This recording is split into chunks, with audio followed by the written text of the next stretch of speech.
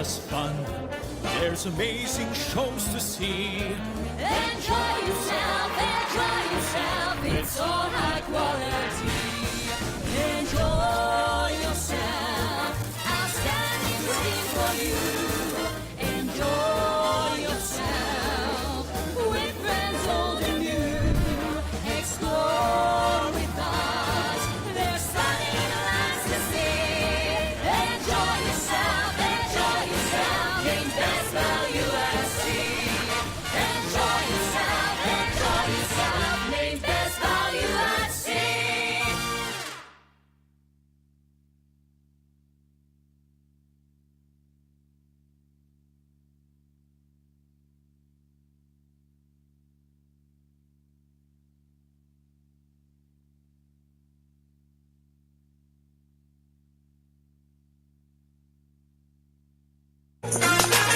Pulled away, another chance of a catch. Brilliant snatch. Short. No, there could be trouble ahead here.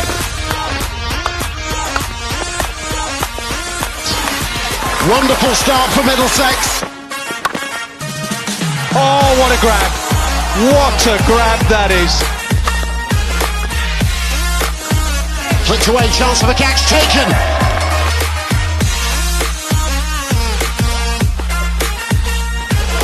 Side edge.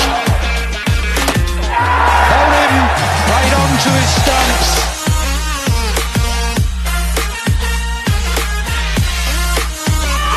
Is that another wicket? It is.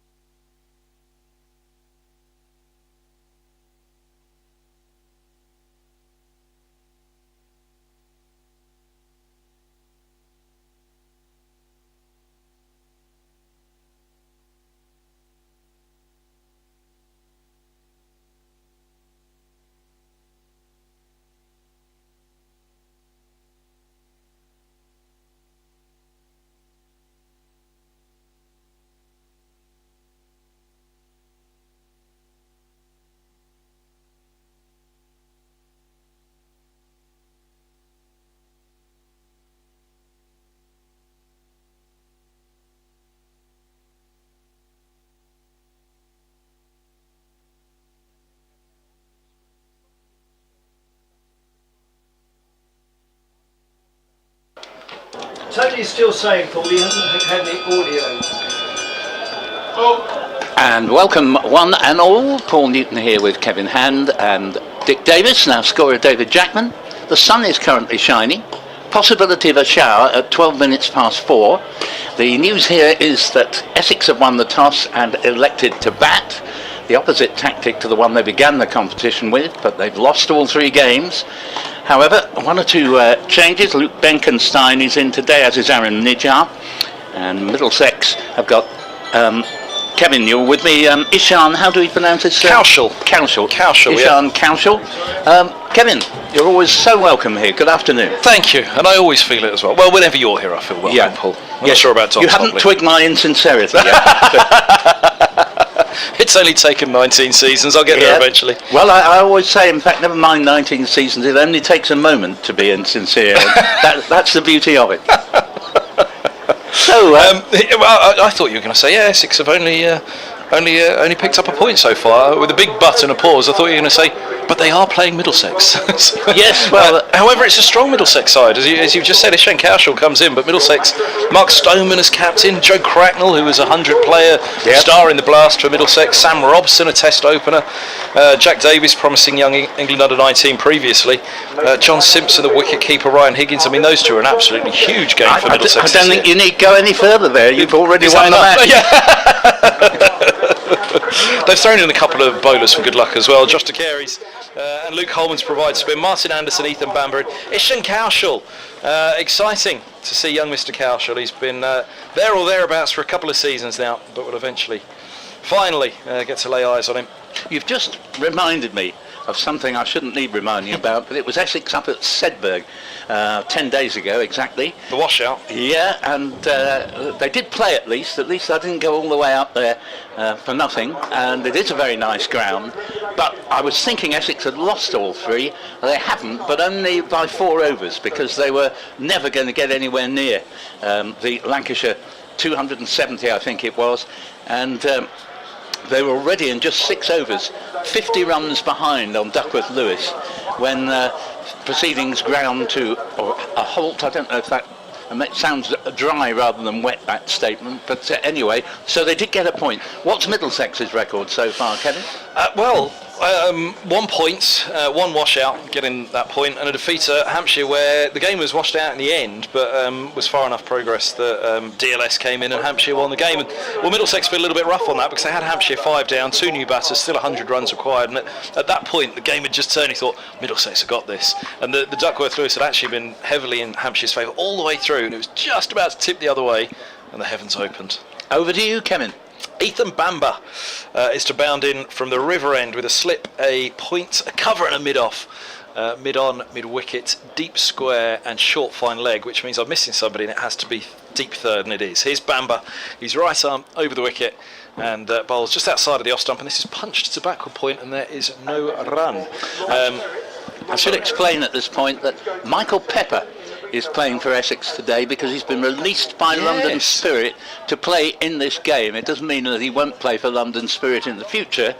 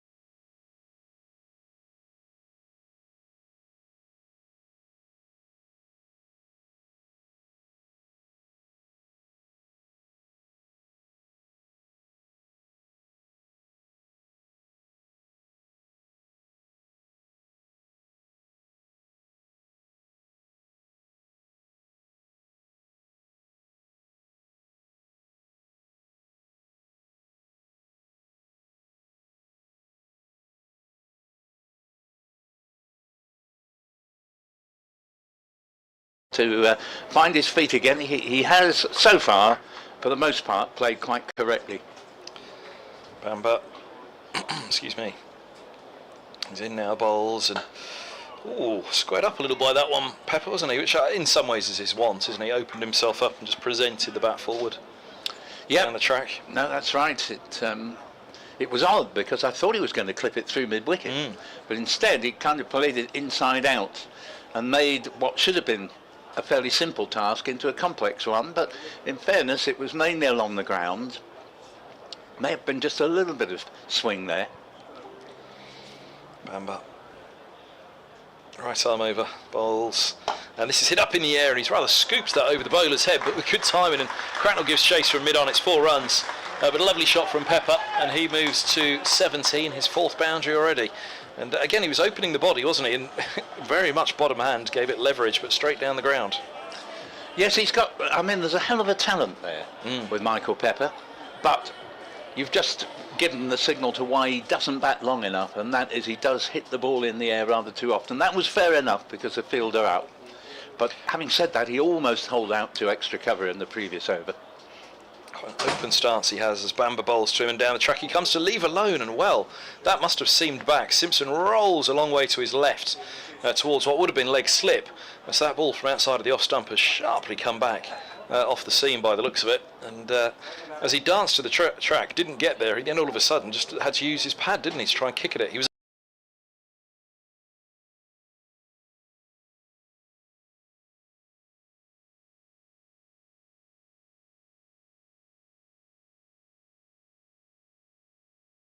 That ball came back so far it must have missed the off stump by a whisker. Very, very risky modus operandi from Mr. Pepper. But he's still there. He's got 4 handsome boundaries to his name. He's 17, and with him Robin Das on 1. Slip in as Council comes in, bowls to Das, a nice shot, but straight to extra cover, who aims to shy at the bowler's end. That's Joe Cracknell fielding in the covers there at short extra. Nice bit of fielding, and having aimed to shy, he wisely held on to the ball. Sam Robson applauding at slip. He remains for Cowshall, out of the slips for Bamber though.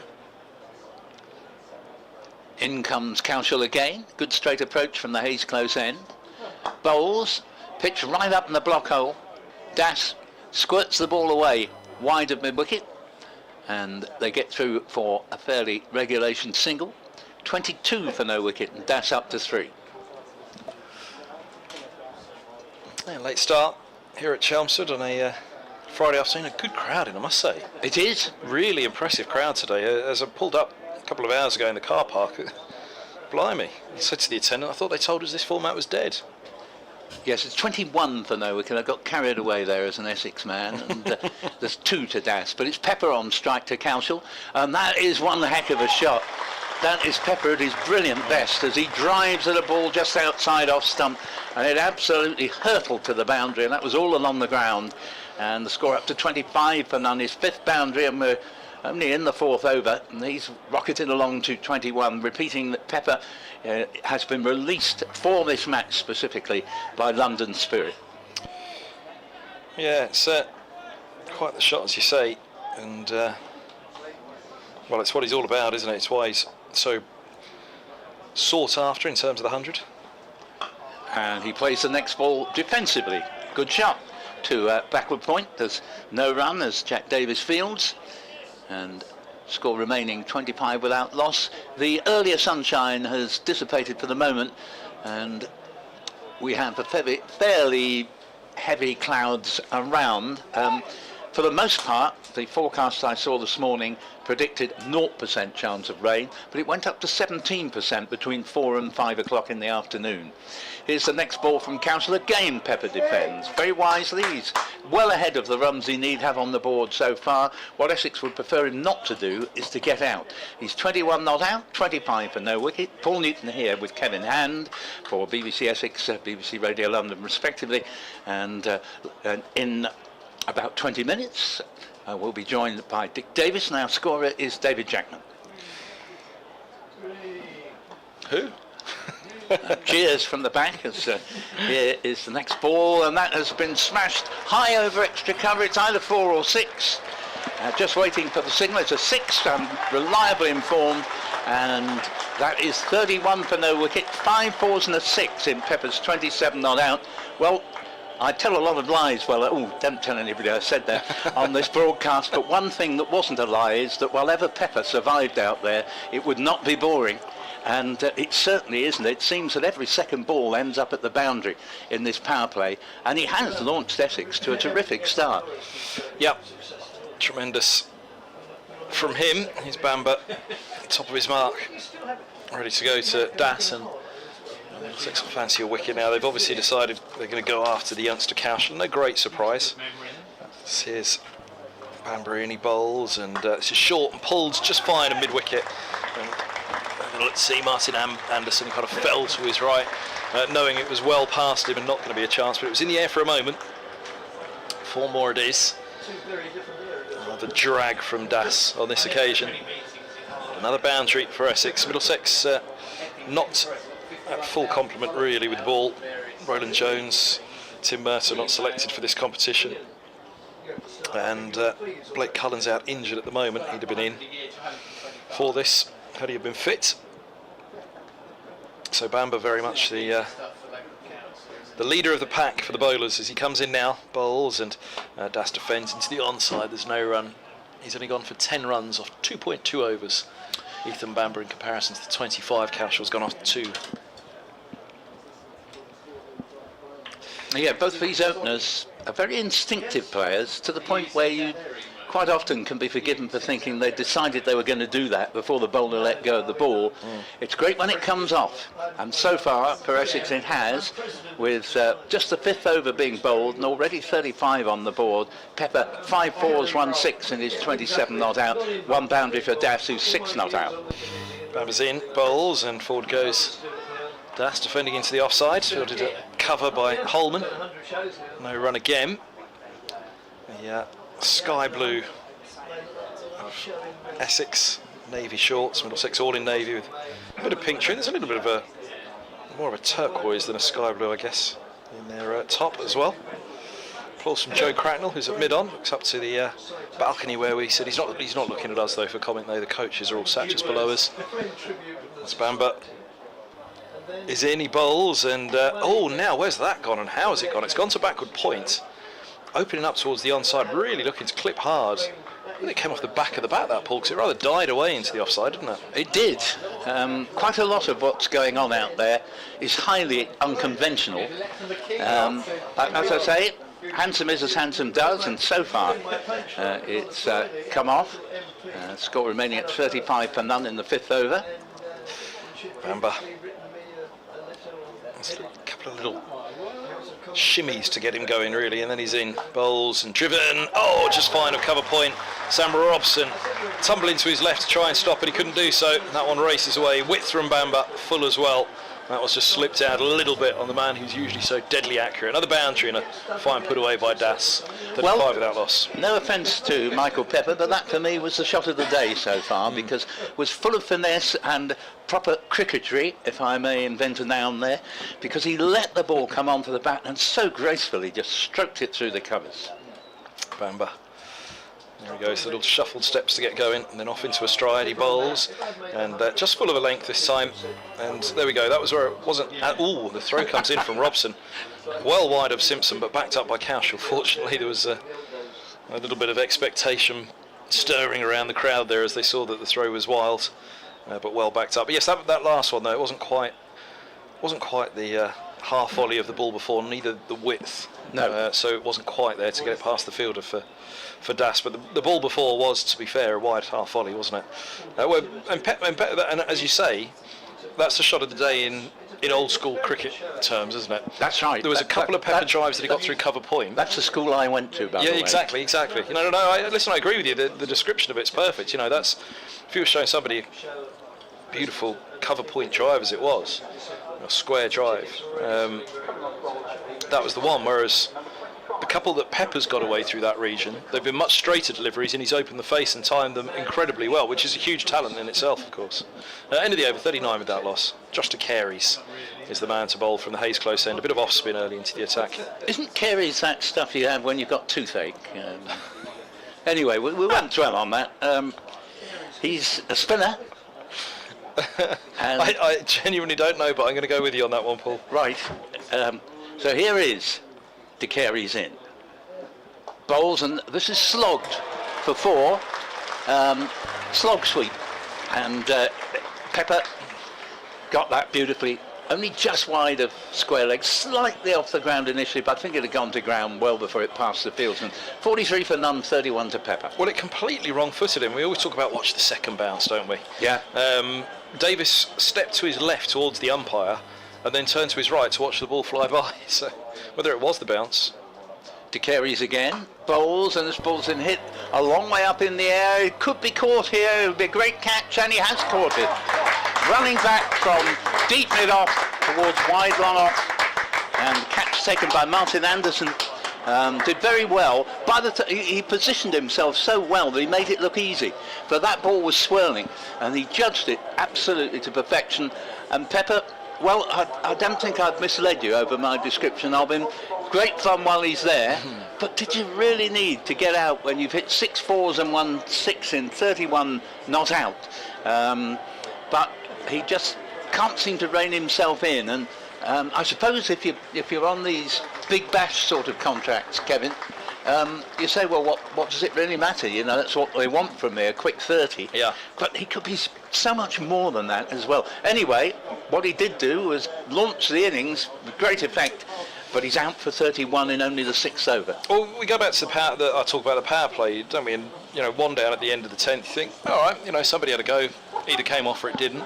And if Essex reach, well, let's say, they're halfway through the power play now, it's the second ball of the 6th over, so in 5 more overs time, power play's done, 10 overs on the board.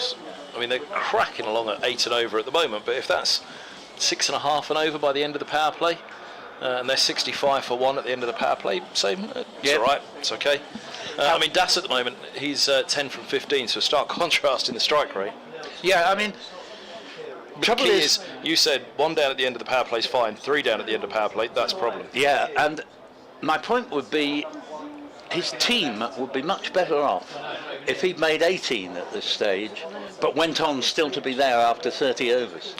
Well, quite. It's partnerships that win matches. A quick 31 at the top of the innings doesn't frighten the opposition in the way a lengthy innings and 100 would be. Now, talking of hundreds, this man Tom Wesley is rather good at making them. He made 1 particularly sublime 100 in this competition last year. He's got 3 in the championship this year, as De Carey's is in bowls, and they can scoot through for a leg bye. The first ball he played was just quietly to mid-wicket, and so the score moves up to 44 for 1. But Wesley, I must say, have also been distinctly impressed by his captaincy in the county championship. His bowling changes have a remarkable knack of working straight away, and that's a great quality in the captain. Very nice chap as well. Very different from Ryan Tenduscard, who'd be under the helmet if you wanted a bat pat, whereas Wesley quite often is on the long off boundary. As Das stretches forward, plays it back to the bowler, De Carey's, and score. Well, we'll go by the board. I thought they'd missed a run there, but 43 for 1 in the 6th over. It is 44. David tells me I was in fact right. And De Carey's is in bowls, and Das steps away and plays it a few yards into the offside, end of the over, and a wicket for Josh De Carey's, getting rid of the dangerous Michael Pepper for 31. 44 for 1 it is indeed, thanks to our scorer David Jackman. 6 overs have gone. There was indeed a little bit of turn there, I think, at the end of the over for De Carey's, wasn't there? Yeah. That last ball. Yes, I think you're right. Harmer will be interested in that. He would. Were he here? Well, he's here in spirit, Kevin. He's not that far away. Yes, of course, Mr. Harmer will play a pivotal role in the playing side, not in the commentary box with us. But we're interested up here, aren't we? Well, Harmer was said, you know, to be taking a bit of a well-earned rest at the start of the competition and would come in for the second half of it, but Essex lost 2 games, or drew 1 luckily and lost the other so heavily that he's been called in a little bit early. Better call Harmer. Here's Bamber bowls, half volley, clip through mid-wicket, sweeper at Deep square is Ryan Higgins coming around, holds them to 2. Das gets a couple to move to 12 from 17. That was a nice shot, that, beautifully timed. And obviously... Oh, was it Wesley? My apologies. Did they only take a single? Yeah, it's only a single. Oh, right. I thought they got 2. Well, I looked back and saw them at that end. It was just a single to get Wesley to 2 from 3. Here is Das on strike as Bamba bowls, and short, it's pulled up into the air, but it'll be safe. It's mistimed. Maybe you'd give the batter a percentage shot. They do come back for 2 on this occasion. I guess it's a tighter boundary out there than I realised. We are closer towards the pavilion, aren't we, than sometimes here at Chelmsford.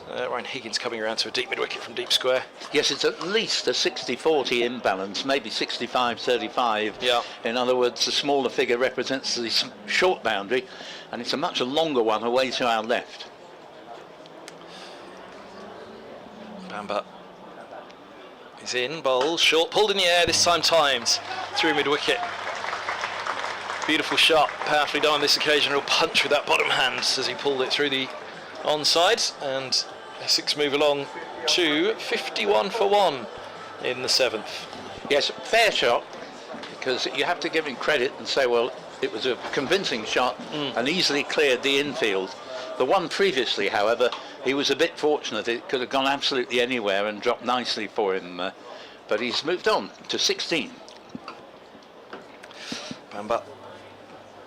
It almost feels like a sprint that he started at the beginning as this ball's driven down the ground. Lovely shot that is. Now that's surely the shot of the day. Straight drive, back past the bowler, in between the stumps and the non-striker. 4 more.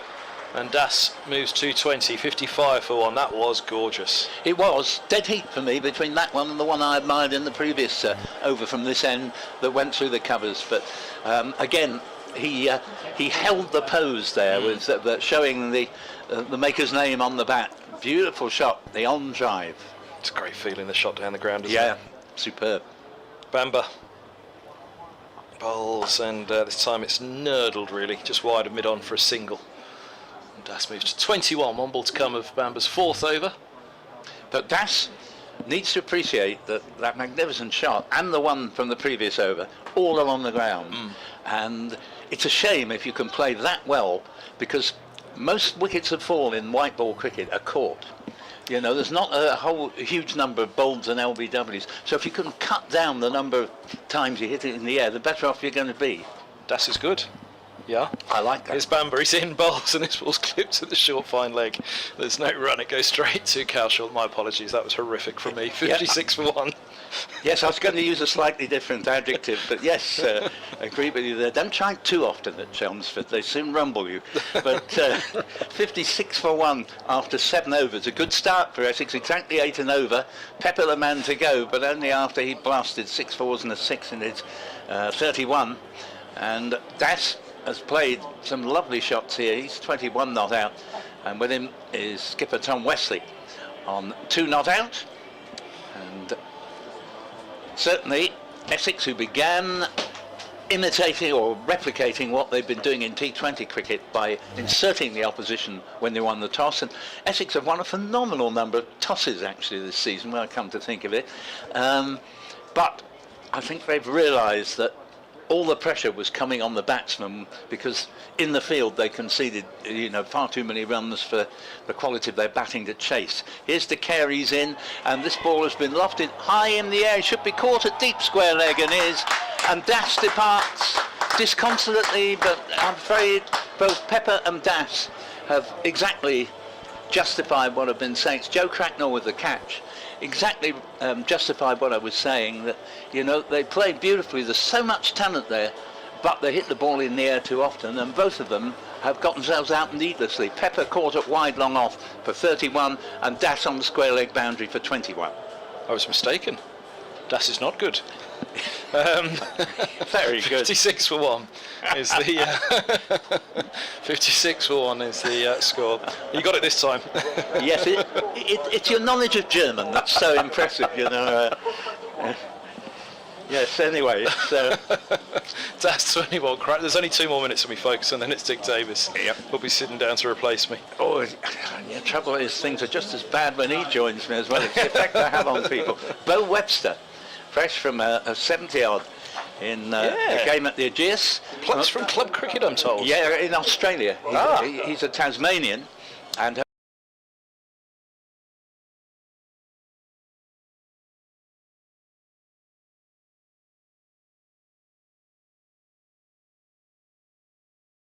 Late bloomer, Paul. indeed, Especially and, Angus Fraser. He has plenty of experience behind him. Bowls as well, all-rounder.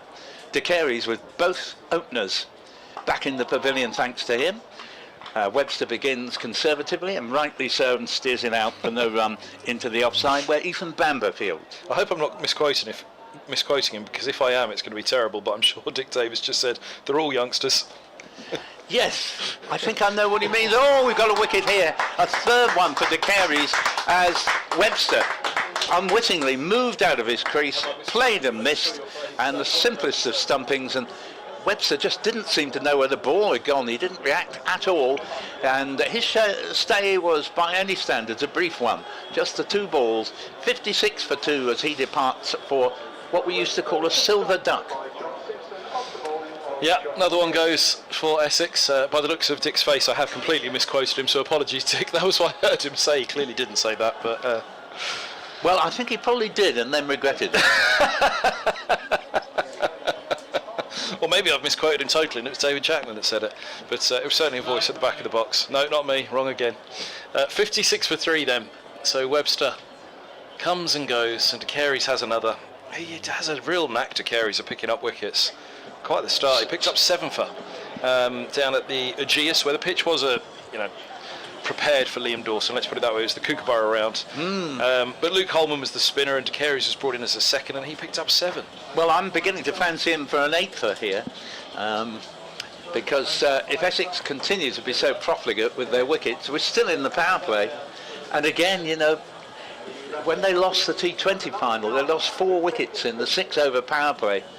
They do seem to have this weakness for... I can get the point that you want to sort of try and have a good score on the board, take advantage of the close set fields, but the trouble is, close set fields or not, 2 catches have yet been taken out in the deep, so you'd have to say they haven't lined up their fieldsmen properly.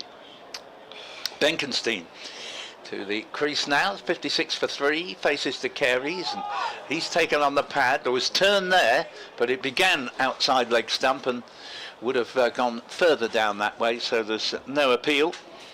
And we're only the 8th over. Pepper 31, Dash 21, and Webster 0, all out to this man, Josh De Carey's from the ace close end, and it was nearly 4.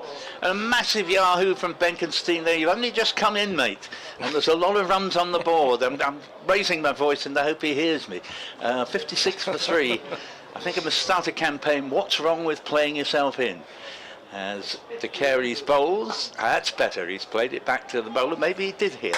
56 for 3 in 8 overs, scoring rate down to 7 and over. And well bowled, Josh De Carey's there, helped considerably by some rather headstrong young men at the crease. And here's someone who could never be described as headstrong. And my colleague Dick Davis joins me. I'm not implying for a moment that he's not strong in the head, but not headstrong. Dick, a very good afternoon. Good afternoon, Paul, and good afternoon, listeners, viewers, and yes, that's it. No, nothing headstrong. My civil service background when I was my first job out of school. Knocked all the oomph out of you. Over to you. And bowling from the this end from which we're commentating, the river end. It's Bamber, yes. I think he's, well, coming into this game, I think he was a leading wicket taker, but maybe he's been overtaken by De Carey's now. Well, in having played one game, of course. No, I'm wrong there. No, must be thinking of something else. Anyway, Bamber moves in again. Bowls to Wesley. And Wesley plays that pleasantly on the onside. It's parried rather than fielded at mid-on. More or less level with the stumps of the bowler's end, and that accommodates the taking of a single. Good bit of fielding, actually, even though you're right, he parried it, didn't field it cleanly, but he saved 4 runs there. That was beautifully struck. Sam Robson, the man in the field, who in fact now for the new batsman, not that Wesley is an old one, is Robson going to field at slip, a rather wide slip.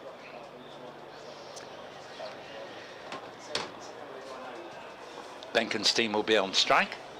And Bamber is bowling to him. Moves in now, right arm over the wicket. Dark haired, just nudged away backward of square on the onside, and will go through for 4 down towards the hospitality suites, most of which, if not all of which, seem to be well occupied today, as does the Premier Suite above that. What a lovely shot that was from Benkenstein. It was a ball that helped him. It was wide of leg stump, but he so gracefully just eased it on its way past the man at short pine and or sort of leg gully and to the boundary. So Bamber again to the South African-born Benkenstein, who plays it out to mid-on and stopped rather than fielded at mid-on, but it wasn't going any great knots, so it wasn't a problem. Yes, he had, his moments in this competition last year. He bowled spin and got, I think, a 5 or 6 wicket haul. It might have been 6 in one of the games. So I was puzzled as to what had happened to him. Didn't play in the first couple of games. As again plays out to mid-on, this time fielded more cleanly, and the score remains at 61 for 3, with Wesley not out 3, and Benkenstein, courtesy of that shot round the corner, for 4. Well, certainly a moral to the story here, Dick, because we've seen some lovely ground shots with no danger of being out whatsoever, duly go to the boundary, and we've seen the ball hit in the air too often and 3 wickets have gone down. Indeed. Again, that's a pleasantly played out to on the offside this time. End of the over. End of the 9th over, and Essex, having won the toss and chosen to bat, are 61 for 3, and all 3 wickets are to Josh De Carey's. Josh De Carey's, as Paul just said, who is Mike Atherton's son. Gosh, I didn't know that. Oh yes, and his wife, Atherton's wife's maiden name is De Carey's. I didn't know that either. My ignorance is impenetrable. And De Carey's grandfather played in the West Indies. Gosh, I didn't know that. Neither did I till I googled it. Well done, well done. Sir. Here he is, the man himself, Josh De Carey's, playing the ball into the offside. There will be no run there, and Wesley is the man on strike, 3 to his name, and Benkenstein has 4, 61 for 3. De Carey's to Wesley, defensively to mid-wicket. Have we had any emails today? No, I've got none up on my screen. I have got the screen up, but no. BBC Essex Cricket at gmail.com, and we would warmly welcome, wholeheartedly welcome any emails. De Carey's in, bowls, single to Wesley, strokes it past the square leg umpire. Never going to be more than a single, 62 for 3.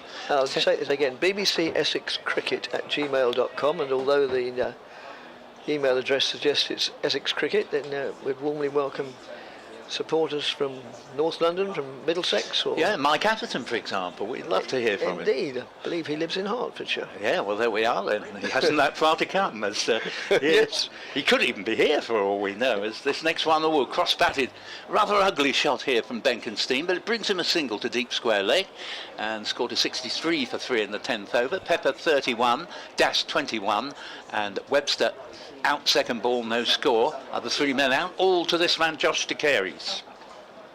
Yes. Brought on in the power play, and how well that's paid off. As De Carey's bowls, and Wesley shapes as though he was going to try something rather grander than what he played, but it was still a pleasant shot. Driven out too short extra, no run. De Carey's got some turn with his off breaks. Comes in and bowls. And that ball is driven, and it goes, beats the dive, perhaps it shouldn't have done, a backward point, and away for 4 runs. So that's one of those occasions. It was Martin Anderson who took a very good catch earlier to get rid of Pepper, but on this occasion He perhaps rather dived over the ball there. 67 for 3, and that sees the score go up to 8 runs now to Benkenstein with 2 boundaries, and 5 to Benkenstein, 8 to Tom Wesley. And somewhat belatedly, we apologise that apparently the live stream had no sound for the first 8 or 10 minutes. But we now know that all is right in the state of Denmark. Well, we've done our bit from this end. I don't know why that was. Heaven forfend the very idea. Indeed, what a wonderful expression, heaven forfend. The beauty of language. Right, going to see a change of bowling from this end. And it's going to be Luke Holman by the look of it. And he will be bowling to Benkenstein. I noticed the scorecard, which gives us more details than it normally does. It gives us little notes at the bottom. It says that Michael Pepper has returned from London Spirit. That's a team that plays in the competition known as the 100. And Essex are without Cook, Critchley, Sam Cook S. Come back to that in a moment. As slightly short of a length, played off the back foot for a single out to deep extra cover. It says that Essex are without Sam Cook, Matt Critchley, Dan Lawrence and Adam Rossington, who are playing in the 100. Well, so is Paul Walter, of course, but he, for some reason, doesn't get a mention, but never mind, I don't expect he'll be too offended. And so the score here remains 68 for 3. Yeah, spin at both ends. Good to see.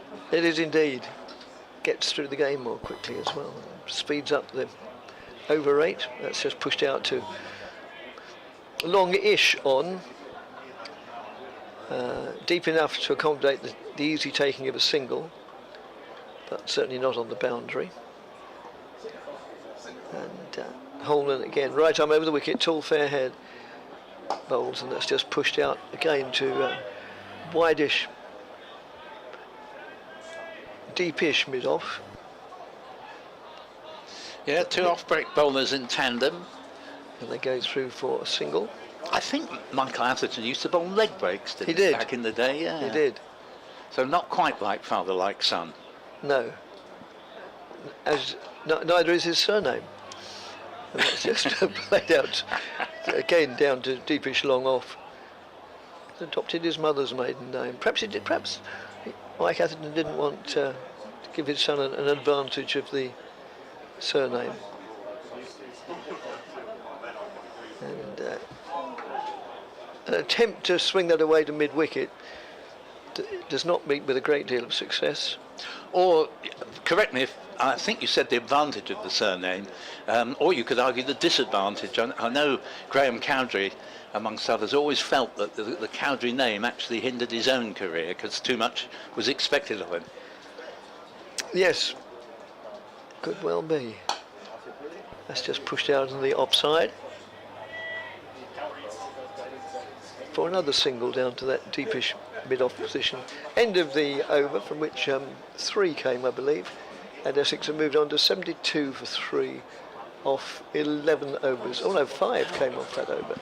And while on the subject, I was very saddened to hear 2 or 3 years ago that Graham Cowdrey had died during the winter of sepsis. He was often a CEO here at Chelmsford long after he'd retired from playing himself. I got to know him pretty well.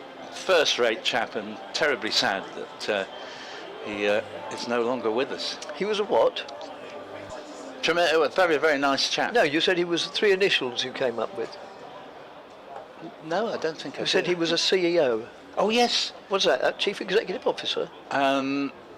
I can't remember what it stands for now. Never use initials unless you know what they stand for. Oh no, I think you must do. So here is the carries in and bowls, and that ball is played back to the bowler. It's a sign of it's the third umpire in another name. Yes, I know what it is, but the use of 3 initials without knowing what they are is implied one-upmanship. No, I didn't imply anything of the sort.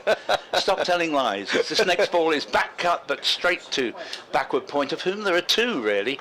They're well aware that Benkenstein rather likes that area through, as I say, backward point. 72 for 3, we're in the 12th. Paul Newton here with the argumentative Dick Davis and the charming Kevin Hand. Everything a commentator ought to be. As this ball is played out, they're going to get two. A little bit of a cross-batted hit out to deep mid-wicket, but perfectly legitimate, and all along the ground. And Benkenstein, who can bat a bit, has moved now on to 10, 74 for 3.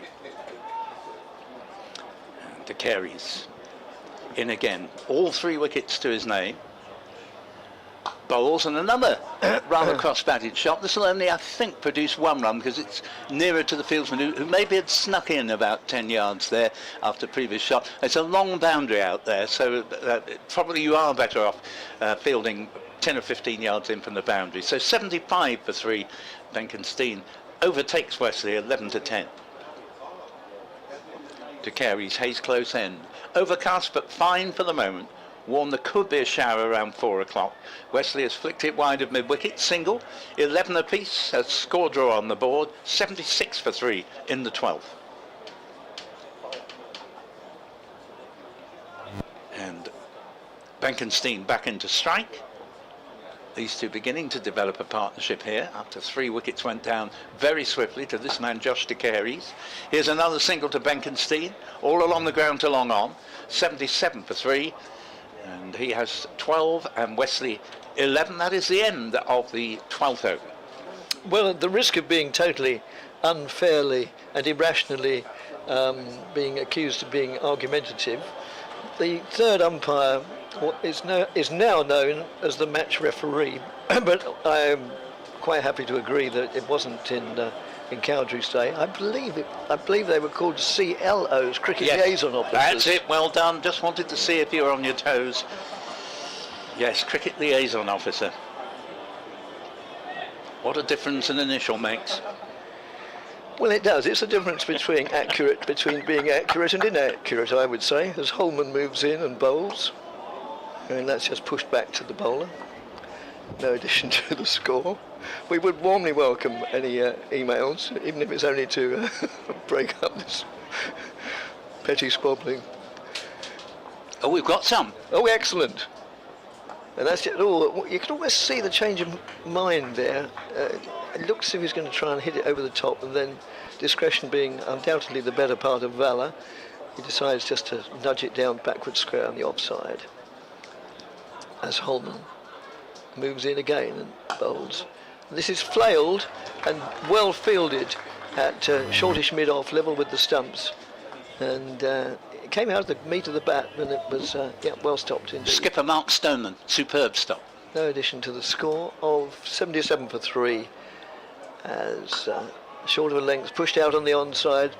They'll go through for a comfortable single as it comes down to Martin Anderson with 2 S's fielding just in front of us.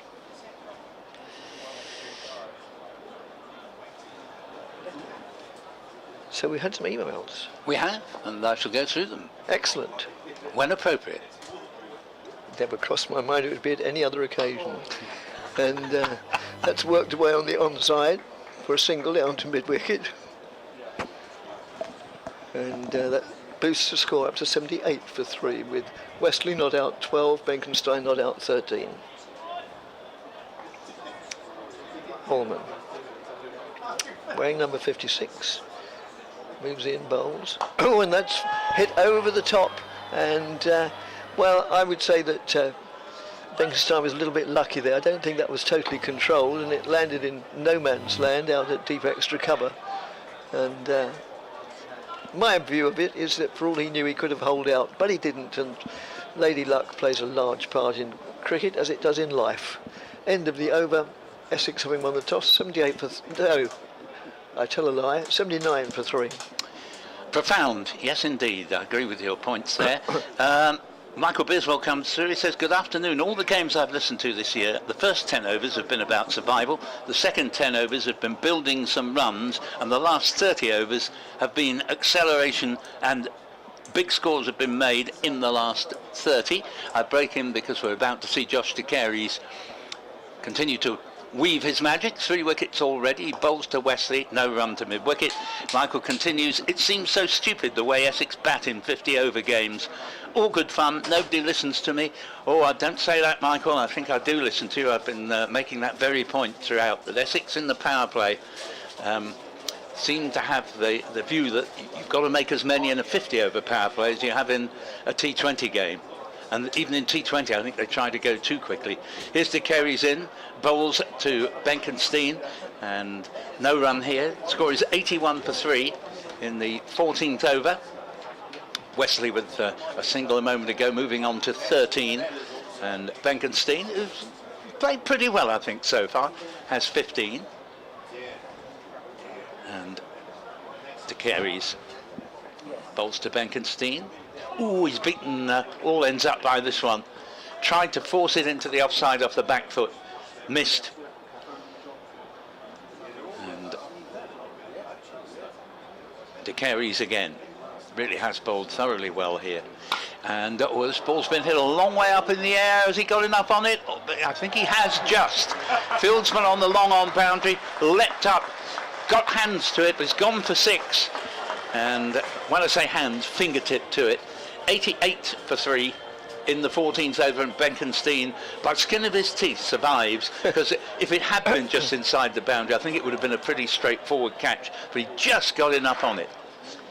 21 to him. De Carey's bowls again, and this ball is thumped back, bump ball if it had happened to end up in the bowler's hands. They get a single as it goes down, long on runs round to retrieve. 89 for 3, and Benkenstein on to 22. Yep. Will I be right in saying that was the first 6 of the innings and therefore the match? No. Pepper got one. He did indeed.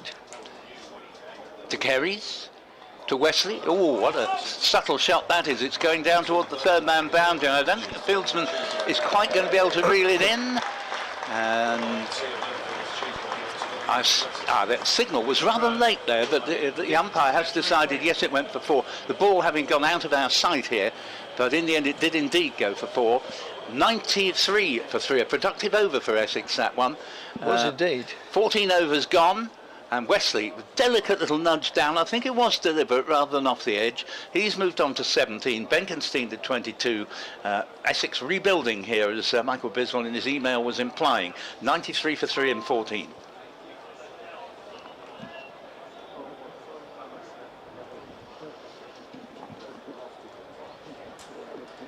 So is Holman to continue from this, the river end, the end from which we're commentating, and again a sort of, well, not a sort of cross-batted shot, it was a cross-batted shot, and but fails to time it properly, does Benkenstein. It hits it hard into the ground, and Holman in again, pulled away, again mistimed, and thick bottom half of the bat results in the ball going out to square leg.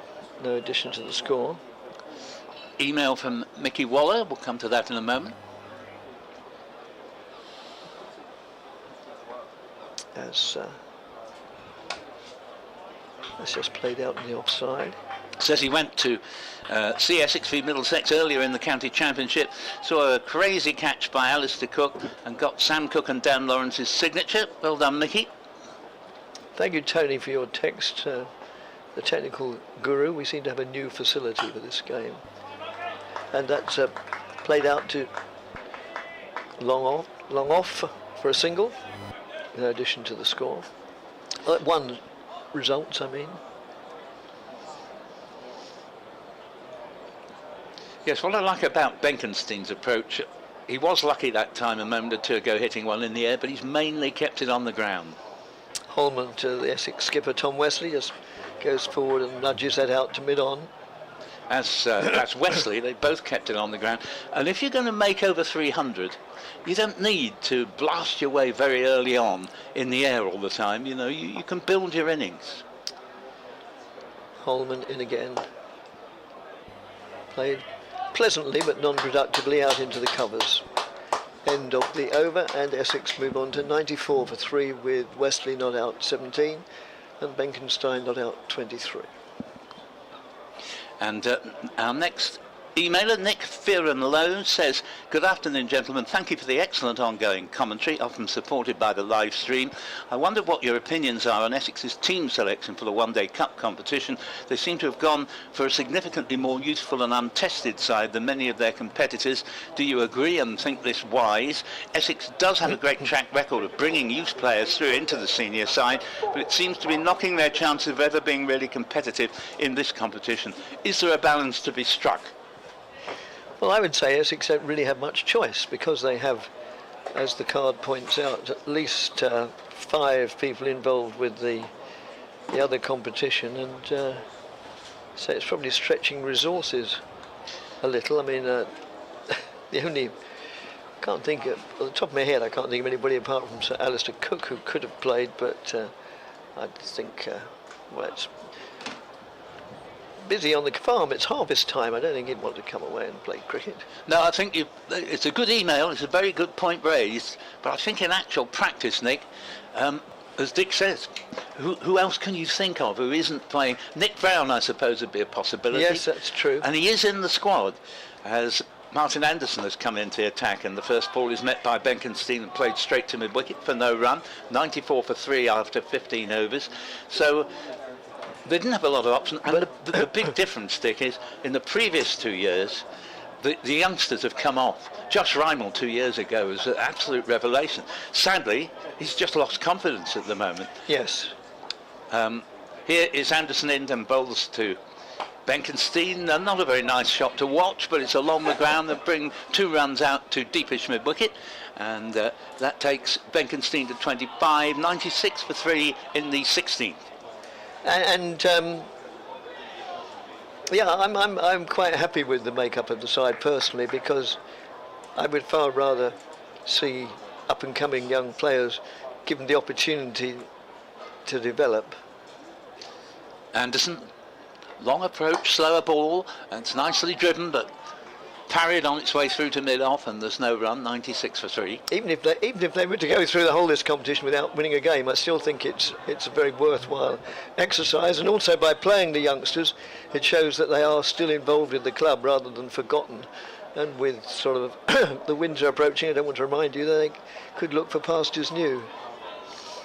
Here again is Anderson. Bowls, and this ball has found the gap here. It's a lovely shot down toward the mid-wicket boundary, and long boundary though it is out there. It's gone for 4. Very nicely played indeed by Luke Benkenstein. He has 29. It's 100 for 3. The 100 comes up in the 16th. And I think sometimes there's a lot to be said for looking at the longer term development of the club rather than immediate glory in the so no, I'm quite happy. Next delivery from Anderson keeps a bit low. Benkenstein steers it into the offside. No run. We've heard from Cole, who says, yeah, Josh De Carey's Spanish. Indeed, thank you very much. Yeah. Frank De Carey's his grandfather. Frank De Carey's his grandfather, abruptly delivered from behind me. The only proviso I'd make about having all these younger players, sort of a proviso to my own earlier comment, as that ball is just played a yard or 2 into the offside, no run, end of the over. Is that it does give them experience, which is priceless. You can play for hours and hours or days and days in the nets, but there's nothing quite like match practice. As long as, if they do have a run of poor performances, it does knock the confidence, as Paul alluded to in the case of Josh Rymel. Yes, I think in terms of balance, the way the first 2 games had gone, Dick, I think it was important to have a little bit more experience brought in, and Harmer made a big difference being brought in at the Aegeus. Essex still lost, but it wasn't a defeat that would have knocked people's confidence in the way that the first 2 games may well have done. Come to Sean Murphy's email as this over progresses. As Holman also progresses, and that's just played out pleasantly into the offside, and they'll go through for 1, they'll come back through a second easily out to deep extra cover towards, but not quite as far as the main scoreboard. Sean says, greetings from Block 13. Why are they using two different white balls, each umpire each having one in their pocket? Yep, there's two balls in this competition, Sean, 25 overs with each. An appeal for LBW and born of optimism rather than reality, I think. Yes, that email from Sean and Lynn. Thank you for that. Yeah, they alternate over by over so that each ball is used for alternate overs. And so that's given more air, and I think Wesley got it on the full but only played it out to mid-off. You missed out on that one. He did. Full toss, as you said. Holman again to the Essex captain, who goes forward, and again very good bit of fielding out in the shortish mid-off, fielded by Mark Stoneman, the captain in this version of the game. Great stop. Setting the example in the field. Loud appeal for LBW, does not meet with the approval of the umpire, who is Paul Nichols. Apologies for noises off a moment ago. My microphone had gotten bound up with the effects mic. Don't let it disturb you. I've disentangled it. Holman in again. Pushed out to mid-on. Deepish mid-on for a single. Fielded just below us by De Carey's. End of the over. And Essex are 103 for 3. So, well, they're approaching a 50 partnership. Carolyn Tanner comes in and says, good afternoon, Paul, Dick and Kevin. Is there any reason why Jamal Richards hasn't been playing in the One Day Cup? I seem to recall he did well last season but hasn't been given a chance this year. I also find it disappointing that Josh Rymel seems to have lost his form after looking so promising in 2022. Yeah, you're quite right there, Carolyn. I think it was actually 21 where he had a particularly good year. But I have spoken to Anthony McGrath on both counts, and he was saying that Jamal simply hasn't been producing very good results in the second 11, and that Josh Rymel is also struggling.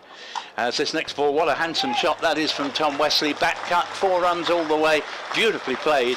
He has 24, 107 for 3, and Carolyn goes on, it's unfortunate that Essex have lost so many players to the dreaded 100, but it would be nice to see some of the lesser known players making the most of their opportunity in this competition. Much enjoying your entertaining commentary as always. Thanks a lot, Carolyn. You've hit the nail on the head there. The previous 2 years, as I was saying, the youngsters have come good, but this year until now they haven't done. As here's the next ball, and Wesley's flicked it to mid-wicket and there's no run. 107 for 3 in the 18th. Bring in Kevin Hand at the end of this over. And perhaps you'd like to continue with the emails, Dick? Well, we have more, have we? Oh. Yeah, I'll hand this over to you. No, it's all right. I'll get them up on my phone. Yeah. Here is the next delivery, and Wesley has punched this, and that's going out towards the extra cover boundary. Fieldsman Herring round does brilliantly to stop it. They've taken 2, and they will settle for that. And it's Ryan Higgins, one of my favourite players, Ryan Higgins. I think he's a terrific cricketer, and that was great. Herring round the boundary, must have made 40 to 50 yards there to prevent 2 runs. They got 2, but he prevented 2. 109 for 3, and Wesley, beginning to play very elegantly, has moved on to 26. Anderson in, bowls to Wesley, and that's a ball well outside off stump, which Wesley ignores. But 26, 29 respectively, Wesley and Benkenstein. John says, please sort out the pronunciation of Benkenstein. Ein or Een should rhyme with Einstein, I think. Well, I think so, yes, but I'm an Een man. Certainly in the few years I did German, it would have been pronounced Stein. If you could go back one, I haven't done Bradders. No, I was just... yeah. Bradders says... well, I won't tell you the first sentence because it's a bit embarrassing, but... or the first paragraph, but thank you for your compliments. Oh, he also mentions... Sorry. As Anderson bowls and Wesley flicks it away for a single to deep square leg. 110 for 3, Wesley 27. Yes, well, Bradders, or otherwise known as Mike, amplifies the point regarding the pronunciation of Luke Benkenstein's name, which is being interpreted differently by Paul and Dick. Assuming the name is of German origin,